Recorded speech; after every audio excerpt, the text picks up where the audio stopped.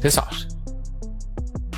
Justine got obviously an opportunity with the Aces, and she had a good debut. Immediately, she got an opportunity. Aces, yeah, like. Forget everything the press release told you, because the real story is a lot uglier than a simple roster update. When Stephanie White walked up to that podium and confirmed that 4 core players were gone from the Indiana Fever, she wasn't just closing a chapter. She was wiping out the very people who kept this team alive. What the media wants to sell you as a smart rebuild is actually something far darker. A deliberate, calculated wipe out of the players who carried this franchise through its worst years. They want fans to believe this is normal WNBA business. They want you to think that clearing the roster is the only way to build around Caitlin Clark and Aaliyah Boston. But dig a little deeper, and you'll find something far more troubling. This isn't about cap space. It isn't about finding better fits for a faster offense. This is about control, ego, and a front office trying to bury its own past mistakes by pushing out the very players who gave this team everything they had. To understand how big this betrayal really is, we need to skip the press conference talking points and look at the actual numbers. These are players who showed flashes of potential and never delivered. These are players who walked in and immediately produced results night after night, season after season. Look at the stats. Over 3 seasons, these players were putting up near double-doubles on a regular basis, battling the toughest front courts in the league for every rebound.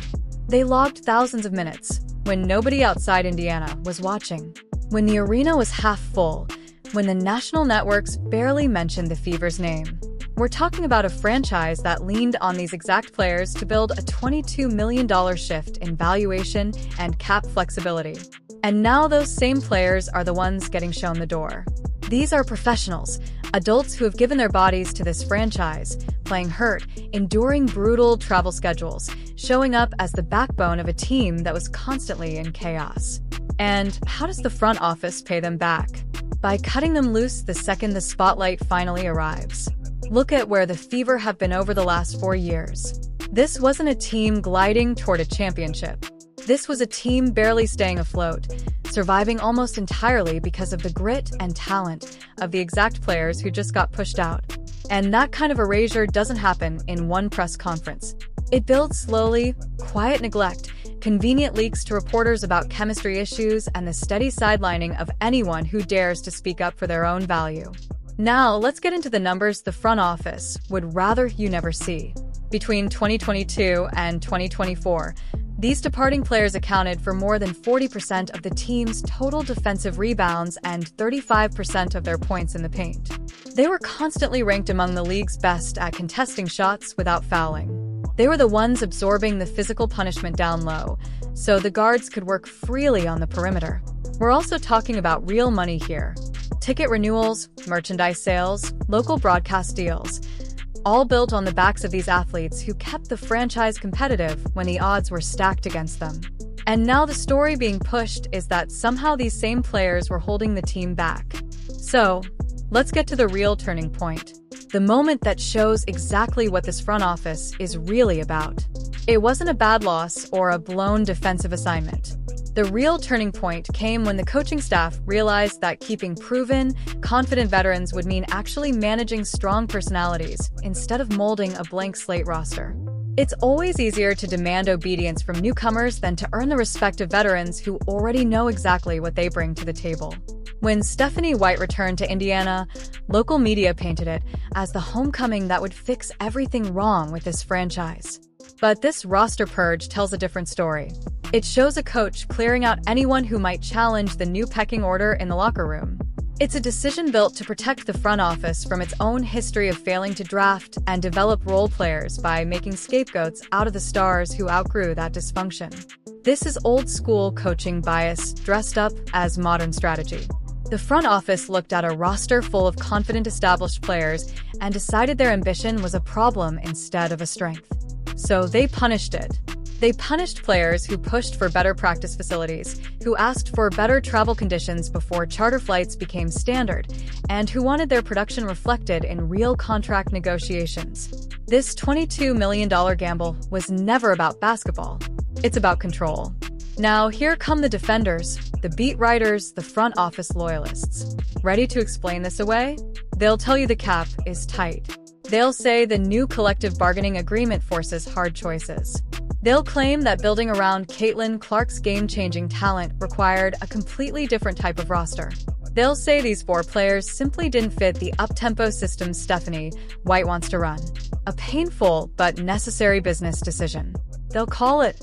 Let's break that story down piece by piece because the numbers destroy it completely.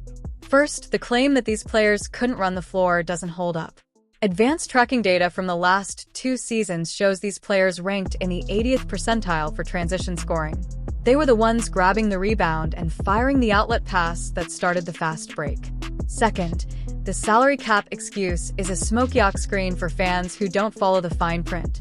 The Fever had multiple ways to restructure deals, use trade exceptions, or stagger veteran extensions to keep this group together. They had the flexibility to offer bridge contracts. They had draft assets they could have used to open up cap room. They simply chose not to. They took the harshest, most disrespectful route because it was easier than doing the real work of managing a talented veteran-heavy roster. Third, calling them bad locker room fits is almost insulting given their track record. These players were respected across the league. They showed up in anonymous player surveys praised for their work ethic, their leadership, and their loyalty to teammates. They organized team dinners. They mentored the young players. They held the locker room together through brutal losing streaks. They didn't fail the Fever. The Fever failed them, punishing loyalty instead of rewarding it.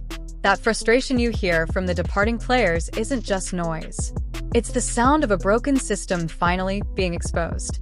A system that treats world-class athletes like disposable pieces on a spreadsheet. Want to see what it actually looks like when a coach handles this the right way?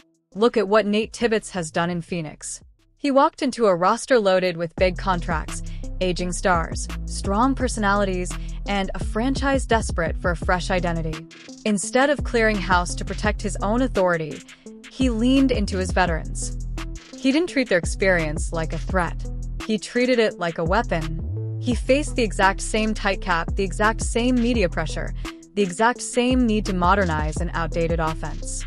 But instead of gutting the roster out of fear, he adjusted his system to fit the talent already in the building. He built plays around his big players instead of forcing them out to fit some theoretical scheme. He managed minutes to keep veterans fresh. He talked to his players like the professionals they are. The result? A locker room that bought in completely and a team that turned things around almost immediately. He proved you don't need to tear a roster apart to build something that works. He didn't demand loyalty. He earned it. That contrast says everything about what's happening in Indiana. And this isn't just about one team's roster decisions. It says something bigger about where this league is heading. First, think about what this does to the idea of loyalty in women's basketball. It tells every incoming rookie that no amount of hard work, no amount of production, and no amount of sacrifice will protect you once someone in the front office decides they want a cleaner L-looking roster. Second, think about what this means for how teams are built going forward. We might be sliding into an era where players are treated like temporary pieces instead of franchise cornerstones, and that damages the exact bond between players and fans that built this league in the first place. Third, consider the human cost. These are adults being forced to uproot their lives, breaking leases, pulling their families out of communities, walking away from local business ventures. Also, a front office can avoid taking responsibility for its own mistakes. Fourth, think about what this says about Stephanie White as a leader. She sent a clear message to free agents and to her own locker room. She'd rather have quiet compliance than confident, outspoken players. That's a dangerous message to send in a league where players are demanding more say in their own careers. And finally, the contrast with coaches like Tibbetts proves this wasn't necessary.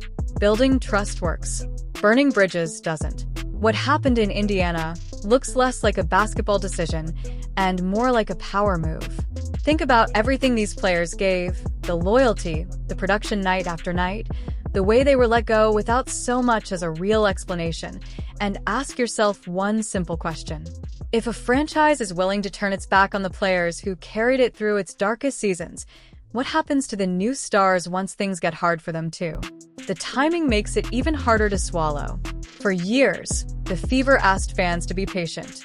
They told season ticket holders to trust the process to invest in a team that was still finding its footing. And who did they put on the billboards? Who did they put on the renewal brochures? These exact players, their faces, their stories, their work ethic, sold tickets, and kept the lights on. And the players held up their end. They showed up to community events. They signed every autograph. They faced the media after tough losses with a smile season after season. They were the bridge that got this franchise from irrelevance to national television and sold out arenas.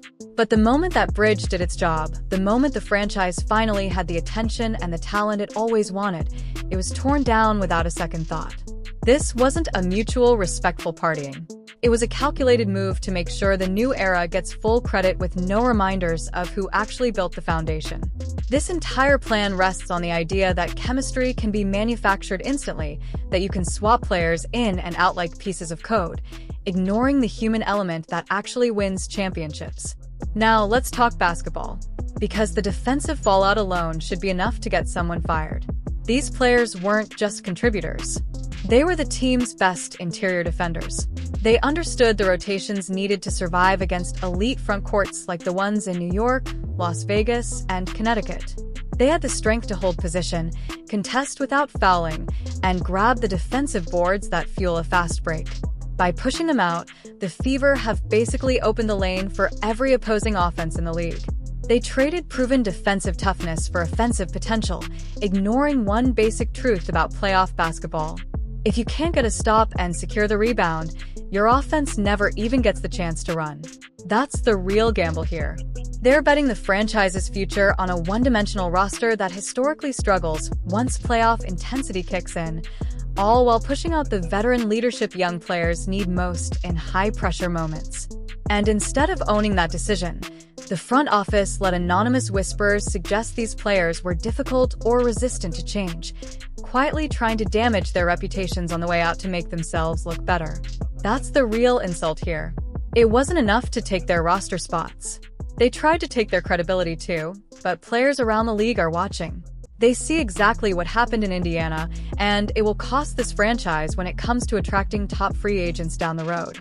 Why would any established player sign with an organization that treats its foundational pieces this way?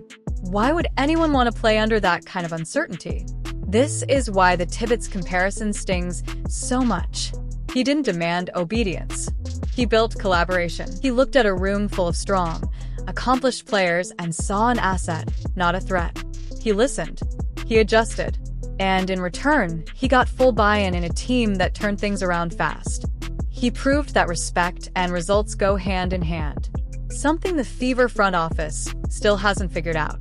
So, here's the real question fans in Indiana need to be asking. Is this front office building a winning culture or just protecting itself? Drop your take in the comments. Do you think this roster shakeup was necessary, or was it a mistake that's going to haunt this franchise?